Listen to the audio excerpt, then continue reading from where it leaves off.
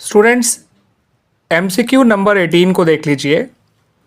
The amount of share capital which a company is authorise to issue by its memorandum of association, उसे क्या कहा जाता है? यानी कि वो शेयर कैपिटल जिससे कंपनी को ऑथराइज किया गया है कि वो इशू कर सकती है, और ऑथराइज किसके द्वारा किया गया है? Bye its memorandum of association. तो ऐसी कैपिटल को क्या नाम दिया गया है? क्या उसे इशूड कैपिटल कहते हैं, क्या उसे सब्सक्राइब कैपिटल कहते हैं, क्या उसे रिजर्व कैपिटल कहते हैं, या फिर उसे नॉमिनल कैपिटल कहते हैं? तो स्टूडेंट्स, उसको नॉमिनल कैपिटल भी कहते हैं, उसको ऑथराइज कैपिटल भी कहते हैं, और उसको रजिस्टर्ड कैपिटल भी कहते हैं। ठीक है स्टूडेंट्स, ध्यान रखिएगा। रजिस्टर्ड कैपिटल, ऑथराइज कैपिटल और नॉमिनल कैपिटल एक ही बात है। तो right answer is option number D. अब आ जाइए एमसीक्यू नंबर 19 पे। Money not receive from share holders on allotment और कॉल्स, उसे क्या कहा जाता है? जो पैसा कंपनी को नहीं मिलता है from the share holders on allotment और ऑन कॉल्स, तो वो क्या कहलाता है और उसे क्या किया जाता है? डेबिट किया जाता है, क्रेडिट किया जाता है, वो भी बताना है आपको। ठीक है स्टूडेंट्स, इन्होंने ऑप्शन में कहा डेबिट किया जाता है कॉल्स इन एडवांस में, तो ये ऑप्शन गलत है। ऑप्शन बी में कहा गया क्रेडिट किया जाता है कॉल्स इन एडवांस में, ये भी गलत है। ऑप्शन सी में कहा गया डेबिट किया जाता है कॉल्स इन अरियर में, तो ये बिल्कुल सही है। ऑप्शन डी में कहा गया था कॉल्स इन अरियर में क्रेडिट किया जाता है, ये बात गलत है। अकाउंट का नाम तो कॉल्स इन अरियर है, ध्यान रखिएगा। और जब ये पैसा नहीं मिलता तो कॉल्स इन अरियर अकाउंट को डेबिट किया जाता है, इस बात को भी ध्यान रखिएगा। ठीक है स्टूडेंट्स, आइए एमसीक्यू नंबर 20 देख लेते हैं। इसमें कहा गया है those debentures where a charge is created on the assets, जहां पर एसेट्स पे चार्ज क्रिएट किया जाता है जिन डिबेंचर्स के लिए। ठीक है students, for the purpose of payment in case of default, उन्हें क्या कहा जाता है? उन्हें कौन से डिबेंचर के नाम से जाना जाता है?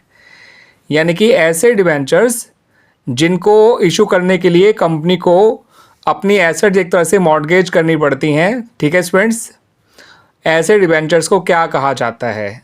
ये मॉर्गेज इसलिए करनी पड़ती है ताकि अगर कंपनी डिफ़ॉल्ट करती है अपने डिबेंचर्स का पेमेंट करने में, तो उस एसेट को यूज़ किया जा सके उन डिबेंचर होल्डर्स के अमाउंट ड्यू का पेमेंट करने पर के लिए। ठीक है स्टूडेंट्स, ताकि उनका पैसा सिक्योर्ड रहे, ताकि अगर कंपनी खुद ना लौटा पाए ये पैसा अपनी तरफ से, तो वो उन एसेट्स को बेच के उन डिबेंचर होल्डर्स का पैसा लौटाया जा सके। ठीक है स्टूडेंट्स, तो ऐसे डिबेंचर को कहा जाता है सिक्योर्ड डिबेंचर्स। ध्यान रखिएगा स्टूडेंट्स, क्या कहा जाता है? सिक्योर्ड डिबेंचर्स, जहां पर कोई एसेट मॉर्गेज की जाती है, गिरवी करी जाती हैं। ठीक है, क्लियर हो गया स्टूडेंट्स? आइए अब बात कर लेते हैं एमसीक्यू नंबर 21 की। इसमें आपको एक असर्शन दिया हुआ है और एक जो है रीज़न दिया हुआ है।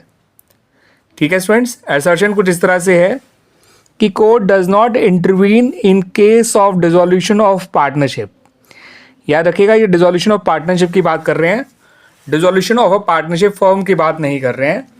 तो ये असर्शन बिल्कुल सही है, कोर्ट इंटरवीन नहीं करता, ये पार्टनर्स के अपने म्यूचुअल एग्रीमेंट से हुआ करता है या as per there partnership deed हुआ करता है। But there is no need for the intervention of court. ठीक है स्टूडेंट्स, और डिसोल्यूशन ऑफ पार्टनरशिप होता कब है? जब किसी पार्टनर का एडमिशन होता है, या जब पार्टनर रिटायर होता है, या पार्टनर की डेथ होती है, या जब पार्टनर्स अपना प्रॉफिट शेयरिंग रेशियो चेंज करते हैं।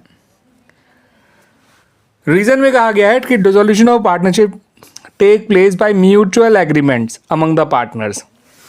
तो यहाँ पर रीजन भी बिल्कुल सही दिया गया है स्टूडेंट्स इस बात का कि कोर्ट इसमें इंटरवीन नहीं करेगा, क्योंकि ये पार्टनर्स का आपस का मैटर होता है जो अपने में वो लोग म्यूचुअली डिसाइड करते हैं, म्यूचुअली एग्री करके अपनी पार्टनरशिप को डिसॉल्व करते हैं। याद रखिएगा, डिसोल्यूशन ऑफ पार्टनरशिप फर्म नहीं कहा गया है, डिसोल्यूशन ऑफ पार्टनरशिप कहा गया है। तो स्टूडेंट, यहाँ पर दोनों असर्शन और रीज़न बिल्कुल सही है, और रीज़न करेक्ट एक्सप्लेनेशन भी है असर्शन का।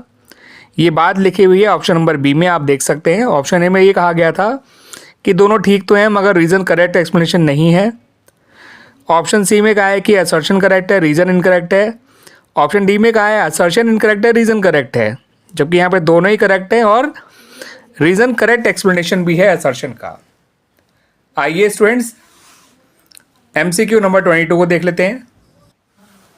तो इसमें कहा गया students, if the date of drawings is not given in the question, interest on total drawing is calculated for how many months. Option दिया है 4 मंथ्स, 5 मंथ्स, 6 मंथ्स या फिर 12 मंथ्स। तो ये ध्यान रख लीजिएगा स्टूडेंट्स, ये बहुत ज़्यादा फॉलो किया जाने वाला केस है। आपको total drawings during the year दे रखा होगा, बट ये नहीं बताया गया होगा कि ड्राइंग्स करी कब गई थी। तो ऐसे में हमेशा हम एवरेज पीरियड जो है वो 6 मंथ्स लिया करते हैं। हम इंटरेस्ट ऑन ड्राइंग्स जो कैलकुलेट किया करते हैं वो 6 मंथ्स के लिए किया करते हैं। ठीक है स्टूडेंट्स। अगले एमसीक्यू में ये कहा गया है pick the odd one out of the following. इनमें से कोई एक जो है वो ऑड है, वो क्यों ऑड है आपको समझ में आ जाएगा। ठीक है, आपको उसी ऑड को टिक करना है। पहला है रेंट टू अ पार्टनर, दूसरा है मैनेजर कमीशन, तीसरा है इंटरेस्ट ऑन पार्टनर्स लोन और चौथा है इंटरेस्ट ऑन पार्टनर्स कैपिटल। तो स्टूडेंट यहाँ पर जो ऑड वन है वो है option number D, interest on partners capital, because बाकी सारे चार्ज अगेंस्ट प्रॉफिट है और ये अप्रोप्रिएशन ऑफ प्रॉफिट है। ये सारे प्रॉफिट एंड लॉस अकाउंट में आते हैं और ये profit and loss appropriation account में आता है। ठीक है स्टूडेंट्स, तो यहाँ पर option number D is the right answer. ठीक है स्टूडेंट्स, तो इस पर्टिकुलर वीडियो में हमने एमसीक्यू नंबर 18 से लेके एमसीक्यू नंबर 23 तक डिस्कस किया है। इससे पीछे के एमसीक्यूज आपको मेरे पिछले वीडियोज़ में मिल जाएंगे। ठीक है स्टूडेंट्स, और एमसीक्यू नंबर 24 से हम अगले वीडियो में बात करेंगे।